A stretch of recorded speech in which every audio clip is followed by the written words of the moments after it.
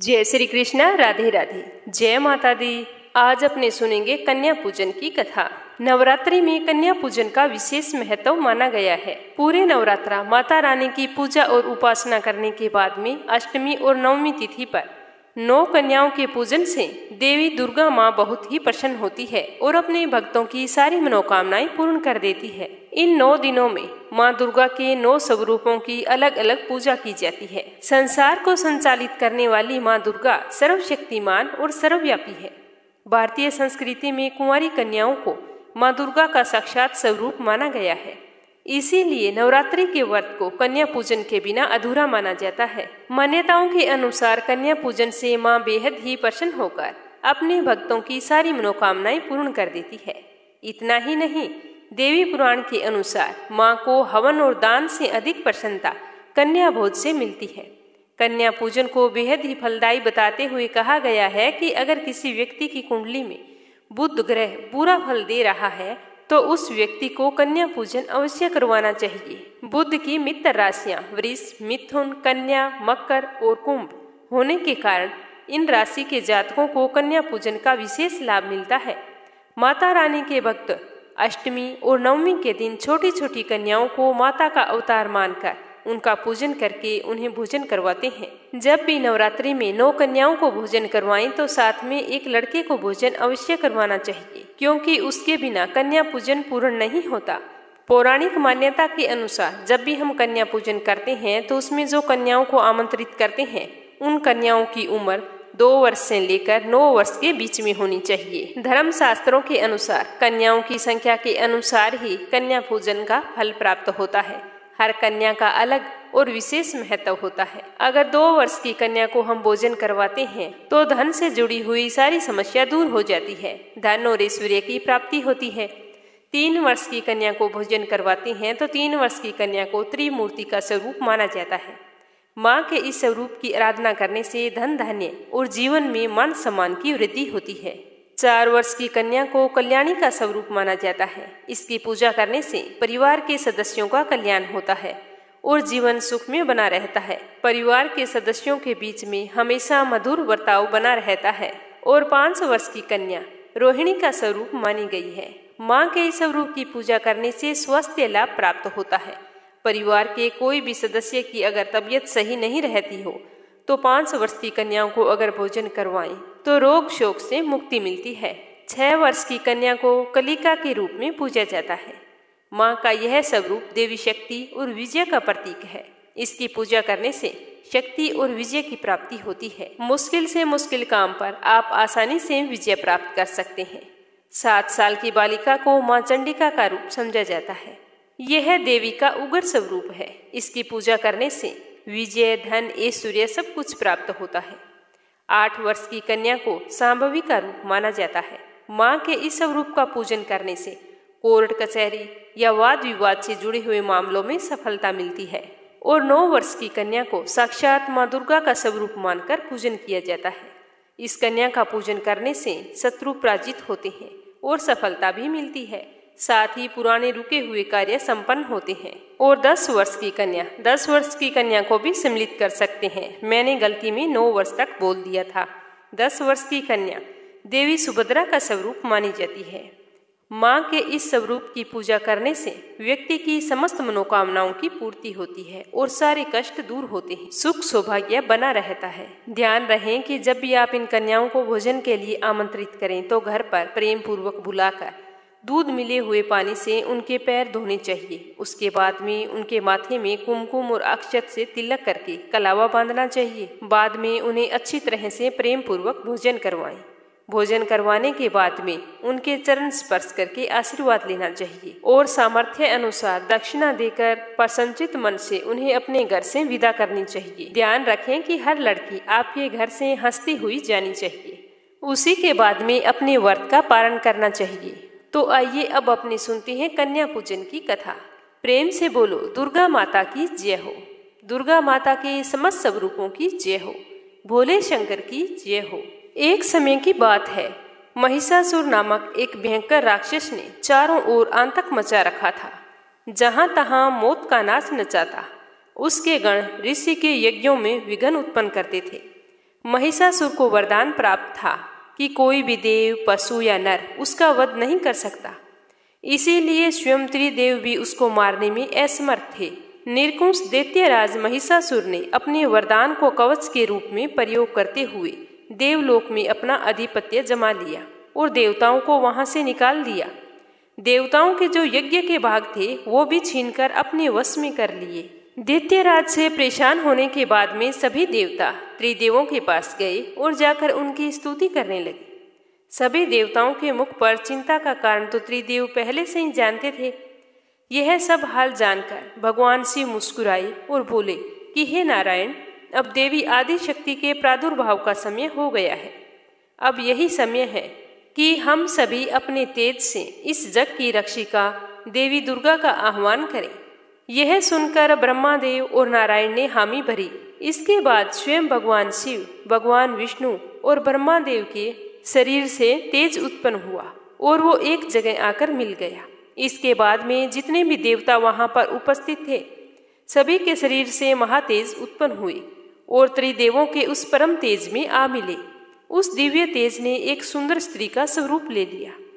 महादेव के तेज से माता का मुख, नारायण के तेज से 8 भुजाएं, ब्रह्मादेव के तेज से चरण, यमराज के तेज से मस्तक और केश, चंद्रमा के तेज से माता के स्तन, देवराज के तेज से माता की कमर, वरुण के तेज से जांघें और इस तरह से अन्य देवताओं के तेज से माता के अन्य अंग उत्पन्न हुए। महादेव ने अपने त्रिशूल से शूल, नारायण ने अपने चक्कर से एक दिव्य चक्कर, ब्रह्मादेव ने एक दिव्य कमंडल, देवराज इंद्र ने एक दिव्य और शक्तिशाली वज्र, सागर ने सुंदर रत्नों से सजे आभूषण और कभी न मेले होने वाले वस्त्र और मुकुट दिए। वरुण देव ने शंख, हिमालय ने माता को सवारी के रूप में सिंह। इसी प्रकार देव शिल्पी विश्वकर्मा ने माता को दिव्य अस्त्र और शस्त्र निर्माण कर दिए। माता का यह स्वरूप अत्यंत तेजस्वी और भयंकर था। देवी दुर्गा के इस विशाल और भव्य स्वरूप को देखकर सभी देवों ने क्रमबद्ध होकर उनकी स्तुति की थी तथा देवी पर पुष्पों की वर्षा भी की। तब माता ने प्रसन्न होकर कहा कि हे देवों, कहो मेरा प्रादुर्भाव किस प्रयोजन से किया गया है। मैं अत्यंत प्रसन्न हूँ, मुझे बताओ। तो दुर्गा माता के पूछने पर देवताओं ने सारा हाल कह सुनाया। इसके बाद में रण क्षेत्र में माता ने विकराल रूप धारण करके पहले दैत्यराज की सेना का विध्वंस किया और उसके बाद में महिषासुर को भी मार दिया। इस दौरान माँ ने अनेकों रूप धारण किए थे। नवरात्रि के दौरान माँ के उन्हीं सब रूपों की पूजा अर्चना की जाती है।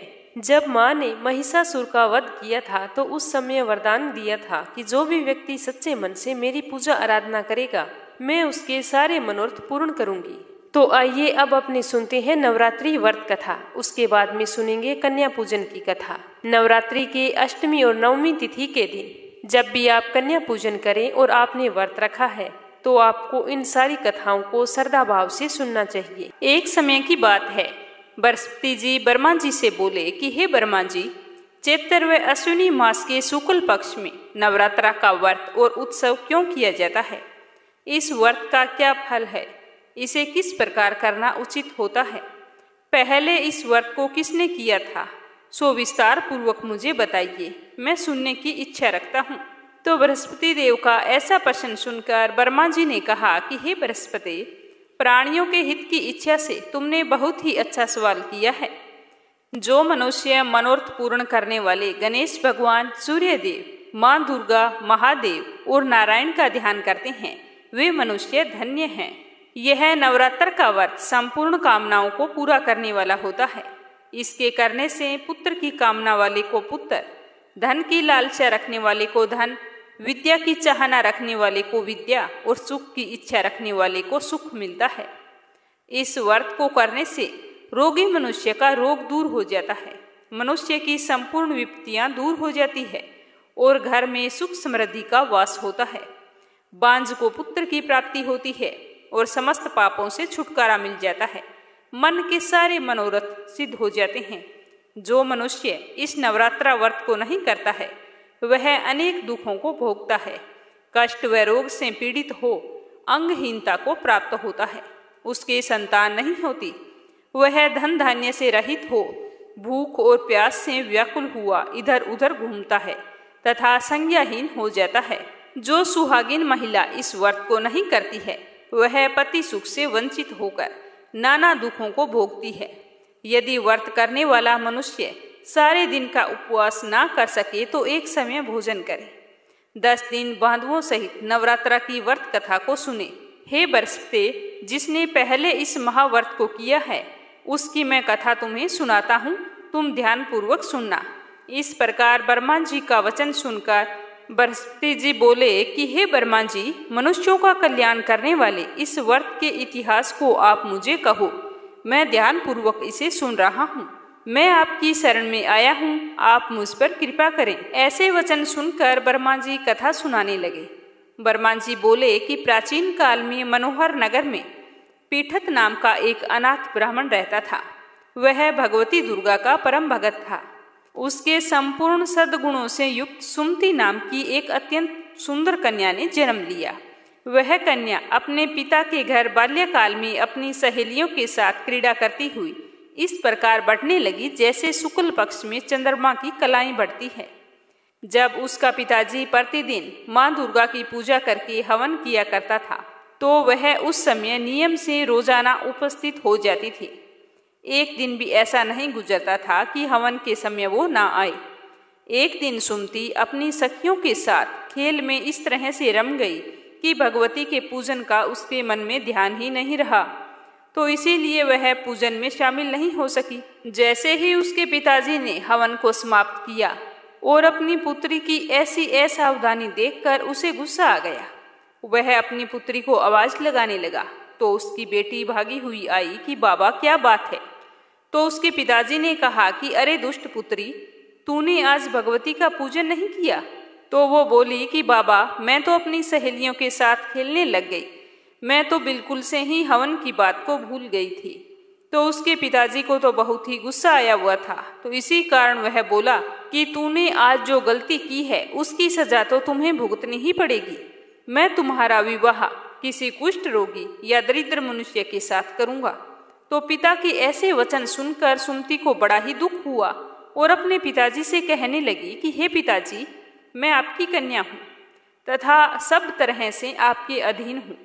जैसे आपकी इच्छा हो वैसे ही करो। राजा से, कुष्ठी से, दरिद्र से अथवा जिसके साथ चाहे मेरा विवाह कर दो, पर होगा वही जो मेरे भाग्य में लिखा है। यह तो मेरा अटल विश्वास है। जो जैसा कर्म करता है उसको कर्मों के अनुसार वैसा ही फल प्राप्त होता है, क्योंकि कर्म करना मनुष्य के अधीन है और फल देना ईश्वर के अधीन है। तो ब्राह्मण ने अपनी कन्या के मुख से ऐसे निर्भयता से कहे हुए वचन सुने तो उसे और भी ज्यादा गुस्सा आ गया। जैसे अग्नि में घी पड़ने से आग ज्यादा प्रज्वलित हो जाती है, उसी प्रकार ब्राह्मण को भी अत्यधिक गुस्सा आ गया और उसने अपनी बेटी का विवाह एक कुष्ठी के साथ कर दिया और अत्यंत क्रोधित होकर अपनी पुत्री से कहने लगा कि हे पुत्री, तुम्हें अपने कर्मों पर कुछ ज्यादा ही भरोसा है, तो अपने कर्म का फल भोग कर देखो। देखते हैं भाग्य के भरोसे रहकर तुम क्या कुछ कर लेती हो।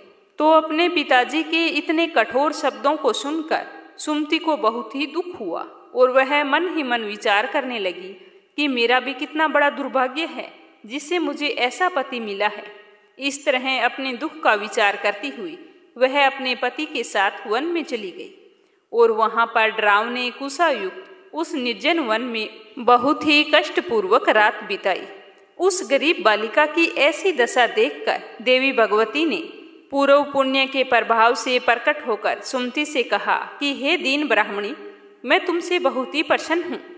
तुम जो चाहो सो वरदान मांग सकती हो। भगवती दुर्गा का यह वचन सुनकर ब्राह्मणी ने कहा कि आप कौन हैं, मुझे बताइए, मैं तो आपको नहीं जानती हूँ। तो ब्राह्मणी का ऐसा वचन सुनकर देवी ने कहा कि मैं आदि शक्ति भगवती हूँ और मैं ही ब्रह्म विद्या व सरस्वती हूँ। प्रसन्न होने पर मैं प्राणियों का दुख दूर करके उनको सुख प्रदान करती हूँ। हे ब्राह्मणी, मैं तुझ पर तेरे पूर्व जन्म के पुण्य प्रभाव से बहुत ही खुश हूँ। मैं तुम्हें तुम्हारे पूर्व जन्म का वृतांत सुनाती हूँ, ध्यान पूर्वक सुनना। तू पूर्व जन्म में निषाद की पत्नी थी, अति पतिव्रता थी। एक दिन तेरे पति निषाद ने चोरी की चोरी करने के कारण तुम दोनों को सिपाहियों ने पकड़ लिया और ले जाकर जेल खाने में डाल दिया। उन लोगों ने तुझको और तेरे पति को भोजन भी नहीं दिया था। उन दिनों नवरात्रा चल रहे थे, तो तुम दोनों ने नवरात्रा के 9 दिनों में ना तो कुछ खाया और ना ही जल पिया था। इस प्रकार 9 दिन तक नवरात्रा का व्रत पूर्ण हो गया था। हे ब्राह्मणी, उन दिनों में जो व्रत हुआ, इस व्रत के प्रभाव से मैं प्रसन्न होकर तुम्हें मनोवांछित फल देती हूँ। तुम्हारी जो इच्छा हो तुम मांग सकती हो। तो इस प्रकार ब्राह्मणी दुर्गा के वचन सुनकर बहुत ही प्रसन्न हुई और बोली कि हे माँ, अगर आप मुझ पर इतना ही प्रसन्न हैं तो मैं आपको प्रणाम करती हूँ। कृपा करके मेरे पति का कोढ़ दूर कर दीजिए। तो देवी ने कहा कि उन दिनों में जो तूने व्रत किया था, उस व्रत के 1 दिन का फल अपने पति के लिए अर्पण कर दो। उस पुण्य के प्रभाव से तेरा पति कोढ़ मुक्त हो जाएगा।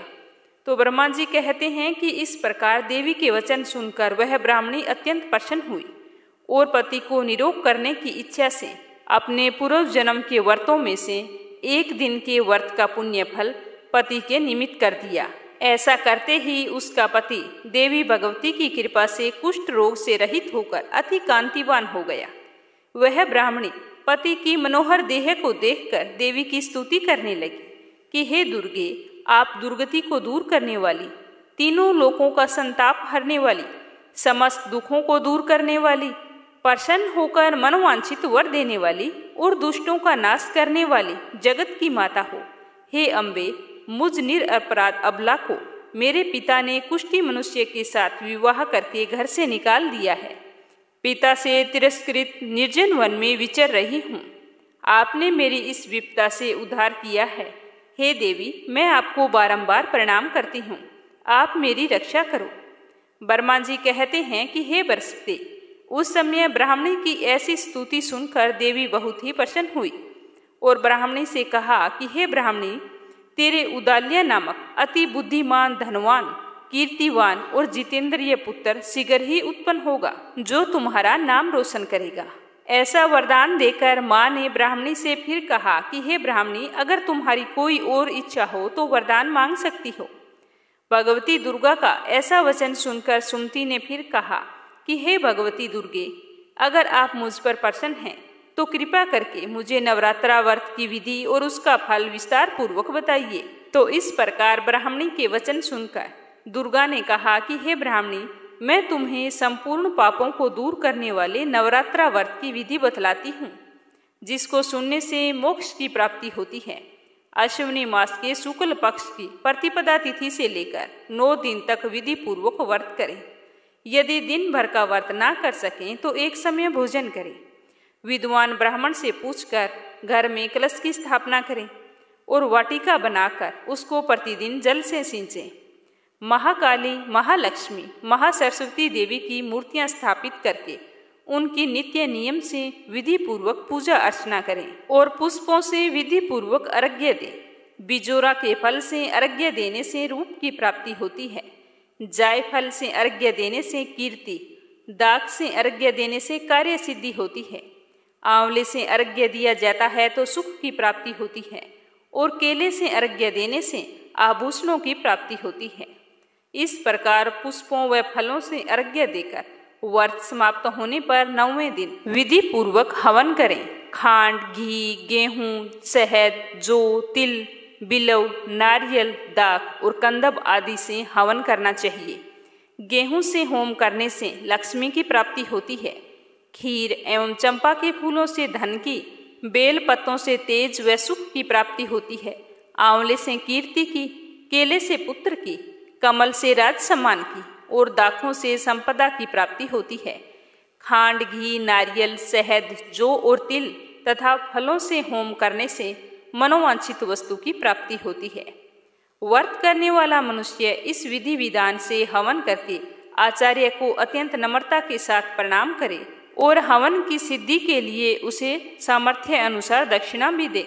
इस प्रकार बताई हुई विधि के अनुसार जो व्यक्ति व्रत करता है उसके सारे मनोरथ पूर्ण होते हैं। इसमें तनिक भी संदेह नहीं है। इन 9 दिनों में जो कुछ दान आदि दिया जाता है उसका करोड़ों गुना फल हमें मिलता है। इस नवरात्रा व्रत करने से अश्वमेघ यज्ञ का फल मिलता है। हे ब्राह्मणी, इस प्रकार सब कामनाओं को पूर्ण करने वाले उत्तम व्रत को तीर्थ, मंदिर अथवा घर में विधि अनुसार करना चाहिए। फिर बर्मान जी बोले कि हे बृहस्पति, इस प्रकार ब्राह्मणी को व्रत की विधि और फल बताकर देवी अंतर्ध्यान हो गई। अतः जो भी स्त्री या पुरुष इस व्रत को श्रद्धा पूर्वक भक्ति भाव से करता है, वह इस लोक में सुख प्राप्त करके अंत में दुर्लभ मोक्ष को प्राप्त होता है। हे बृहस्पति, इस दुर्लभ व्रत का महात्म्य जो मैंने तुम्हें बतलाया है, यह अति उत्तम है। तुम्हें सुनकर कैसा लगा? तो यह सुनकर बृहस्पति जी आनंद से प्रफुल्लित होकर ब्रह्मा जी से कहने लगे कि हे ब्रह्मा जी, आपने मुझ पर अति कृपा की जो मुझे इस नवरात्रा व्रत का महात्म्य सुनाया। तो ब्रह्मा जी बोले कि हे बृहस्पति, यह देवी भगवती शक्ति संपूर्ण लोकों का पालन करने वाली है। इस महादेवी के प्रभाव को कौन जान सकता है? बोलो भगवती देवी की जय हो, बोलो माता दुर्गा की जय हो। नवरात्रि व्रत में रोजाना सुनी जाने वाली दुर्गा महिमा की यह पावन लोक कथा कमेंट बॉक्स में जय हो माता रानी की अवश्य लिखना। बोलो माता रानी की जय हो। कौशल देश में सुशील नामक एक निर्धन ब्राह्मण रहता था। प्रतिदिन मिलने वाली भिक्षा से वह अपने परिवार का भरण पोषण करता था। उसके कई बच्चे थे। प्रातःकाल वह भिक्षा लेने के लिए निकलता और सायंकाल होती तब लौटकर घर आता था। देवताओं, पितरों और अतिथियों की पूजा करने के बाद में आश्रित जन को खिलाकर स्वयं भोजन करता था। इस प्रकार भिक्षा को वह भगवान का प्रसाद समझकर स्वीकार करता था। इतना दुखी रहता था, फिर भी वह हमेशा दूसरों की सहायता के लिए सदैव तैयार रहता। उसके मन में अपार चिंता रहती थी। वह सदैव धर्म कर्म में लगा रहता। अपनी इंद्रियों पर उसे पूर्ण नियंत्रण था। वह सदाचारी, धर्मात्मा और सत्यवादी था।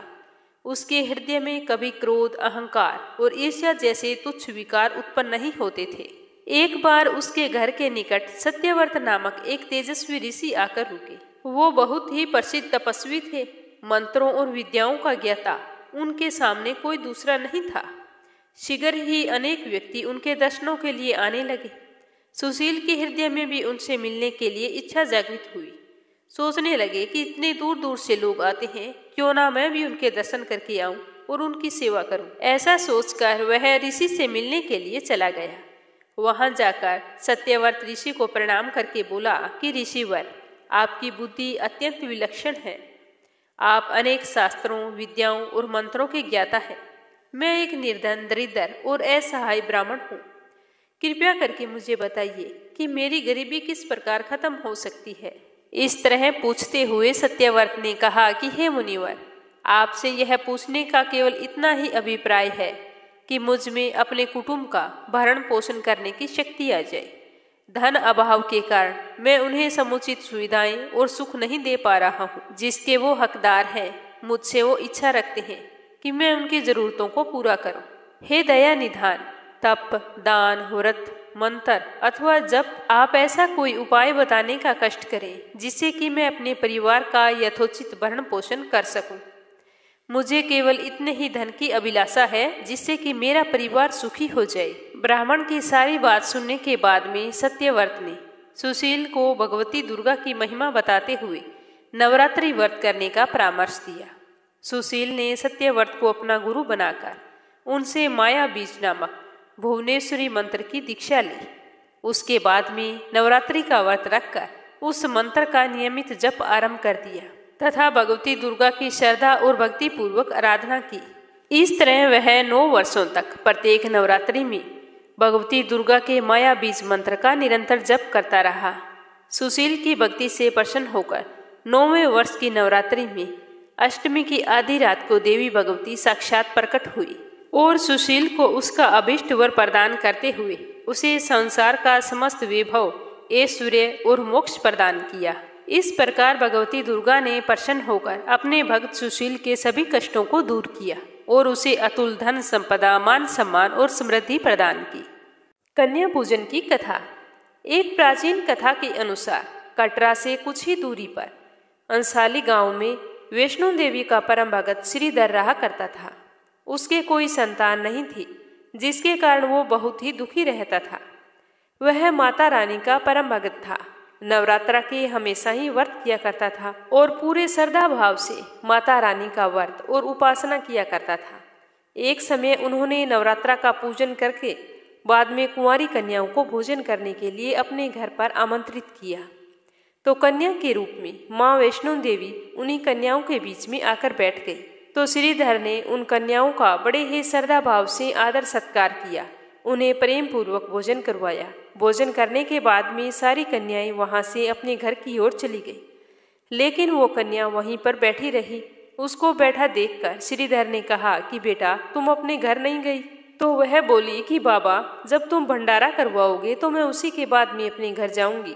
तो श्रीधर उस कन्या की बात सुनकर कहने लगा कि बेटा, मेरे पास ऐसा कुछ नहीं है जिससे कि मैं भंडारा करवा सकूं। मैं तो बड़ी मुश्किल से इन कन्याओं को भोजन करवाया है। तो वह लड़की बोली कि बाबा, तुम उसकी चिंता छोड़ दो, तुम जाओ सभी गांव वालों को भंडारे के लिए आमंत्रित कर दो। तो इस तरह कन्या जिद करने लगी। तो उस कन्या के बार बार आग्रह करने पर श्रीधर ने उसकी बात मान ली और आसपास के सभी गांवों में भंडारे का संदेश पहुंचा दिया और साथ ही गुरु गोरखनाथ जी को भी आमंत्रित किया। साथ में कहा कि अपने दूसरे शिष्यों को और एक परम शिष्य बाबा भैरव जी था, उसको भी ले आना। तो श्रीधर के द्वारा इस तरह का निमंत्रण पाकर सारे गांव वाले बहुत ही आश्चर्यचकित थे। सारे लोग सोच रहे थे कि उसका गुजारा मुश्किल से होता है, वह भंडारा कहाँ से करवाएगा। इनके घर में ऐसी कौन सी कन्या आ गई है जो सभी लोगों को भोजन करवाना चाहती है। तो सारे गांव वाले श्रीधर के घर में भोजन के लिए पधारे। तब कन्या रूपी वैष्णो देवी ने एक विचित्र पात्र से सभी को भोजन परोसना शुरू किया। भोजन परोसते हुए जब वह कन्या भैरवनाथ के पास गई तो भैरव ने कहा कि मैं तो खीर पूड़ी की जगह मांस खाऊंगा और मदिरा का सेवन करूंगा। तो वह कन्या बोली कि आपको आज तो यही भोजन करना पड़ेगा। लेकिन भैरवनाथ तो जिद करने लगा। भैरवनाथ की इस जिद पर कन्या रूपी ने भैरव को बहुत ही समझाया कि ब्राह्मण के यहाँ का भोजन है, इसमें मांसाहार नहीं किया जाता। लेकिन भैरवनाथ तो अपनी बात पर अड़ा रहा। फिर भैरवनाथ ने उस कन्या को पकड़ने का प्रयास किया। तब वह कन्या रूप में आई हुई माँ वैष्णो देवी ने अपना रूप बदला और वायु रूप में बदलकर त्रिकुटा पर्वत की ओर उड़ चली। भैरवनाथ भी उनके पीछे पीछे चल पड़ा। माँ की रक्षा के लिए पवन पुत्र हनुमान जी भी पीछे पीछे चल दिए। काफी समय पश्चात हनुमान जी को प्यास लगी तो माता ने अपने धनुष से पहाड़ पर बाण चलाकर एक जलधारा निकाली और उस जल से अपने केस धोए। आज यह पवित्र जलधारा बाण गंगा के नाम से जानी जाती है। इसके पवित्र जल को पीने या इसमें स्नान करने से श्रद्धालुओं को शक्ति और ऊर्जा मिलती है। फिर माता इस दौरान एक गुफा में प्रवेश करके 9 महीने तक तपस्या की। भैरवनाथ भी उनके पीछे वहां तक आ गया। तब एक साधु ने भैरवनाथ से कहा कि जिसे तू एक कन्या समझ रहा है वह आदि शक्ति जगदम्बा है, इसीलिए तू इस महाशक्ति का पीछा करना छोड़ दे। लेकिन भैरवनाथ ने साधु की बात नहीं मानी। तब माता गुफा की दूसरी ओर मार्ग बनाकर बाहर निकल गई। यह गुफा आज भी अर्धकुमारी और गर्भजून के नाम से जानी जाती है। जिन लोगों के संतान नहीं होती है उन्हें इस गुफा में प्रवेश करके माँ से संतान की कामना करनी चाहिए। ऐसा करने से माँ का आशीर्वाद मिलता है और आपके घर में नन्ही किलकारियाँ गूंज उठती है। अर्धकुमारी के पहले माता के चरण पादुका भी हैं। यह वह स्थान है जहाँ माता ने भागते भागते मुड़कर भैरवनाथ की ओर देखा था। गुफा से बाहर निकलकर कन्या ने देवी का रूप धारण किया। माता ने भैरवनाथ को चेताया और वापस जाने को कहा, लेकिन भैरवनाथ नहीं माना। माता गुफा के अंदर चली गई और माता की रक्षा के लिए हनुमान जी गुफा के बाहर खड़े रहे। उन्होंने भैरवनाथ से युद्ध किया। भैरव ने फिर भी हार नहीं मानी। जब हनुमान जी थक गए तब माता वैष्णो देवी ने महाकाली का रूप धारण करके भैरवनाथ का संहार कर दिया। अपने वध के पश्चात भैरवनाथ को अपनी भूल का पश्चाताप हुआ। उन्होंने माँ से क्षमा दान की भीख मांगी। माता वैष्णो देवी जानती थी कि उन पर हमला करने के पीछे भैरव की प्रमुख मंशा ये थी कि उन्हें मोक्ष प्राप्त करनी थी। उन्होंने न केवल भैरव को पुनर्जन्म के चक्कर से मुक्ति प्रदान की बल्कि उसे वरदान देते हुए कहा कि मेरे दर्शन तब तक पूरे नहीं माने जाएंगे जब तक कोई भी भक्त मेरे बाद तुम्हारे दर्शन नहीं करेगा। उसी मान्यता के अनुसार आज भी भक्त माता वैष्णो देवी के दर्शन करने के बाद में 2.25 किलोमीटर की खड़ी चढ़ाई करके भैरवनाथ जी के दर्शन करने के लिए जाते हैं। जिस स्थान पर वैष्णो देवी ने दुष्ट भैरवनाथ का वध किया था वह स्थान पवित्र गुफा अथवा भवन के नाम से प्रसिद्ध है। इसी स्थान पर महाकाली दाईं और महासरस्वती बीच में और महालक्ष्मी बाईं पिंडी के रूप में उस गुफा में विराजमान है। इन तीनों के सम्मिलित रूप को ही माँ वैष्णो देवी का रूप कहा जाता है। माँ वैष्णो देवी के दर्शन करने से समस्त व्याधियों का नाश होता है एवं सारी मनोकामनाएं पूरी होती है। तो इस तरह माता ने भैरवनाथ का वध किया था और उधर श्रीधर के घर भंडारा करवाकर उसे आशीर्वाद दिया, जिससे उसे संतान की प्राप्ति हुई। कहा जाता है कि तब से लेकर आज तक नवरात्रि में कन्या पूजन किया जाता है। महाअष्टमी के दिन माँ दुर्गा को लौंग और गुड़हल का लाल फूल अवश्य अर्पित करना चाहिए। इससे माता रानी बहुत ही जल्द प्रसन्न होती है और ऐसा करने से जीवन में आए हुए सभी प्रकार के कष्ट दूर होते हैं और सारी मनोकामनाएं पूर्ण होती है। अष्टमी के दिन जब भी आप 9 कन्याओं और एक बालक को भोजन करवाएं तो कन्याओं को लाल रंग की चुनरी भेंट करनी चाहिए। ऐसा करने से माता रानी की कृपा आप सब पर बनी रहेगी। तो ये थी कन्या पूजन की कथा। इस कथा को ज्यादा से ज्यादा शेयर करना और कमेंट बॉक्स में जय हो माता रानी की अवश्य लिखना। माँ दुर्गा आपकी सारी मनोकामनाएं पूरी करे। जय श्री कृष्णा। राधे राधे।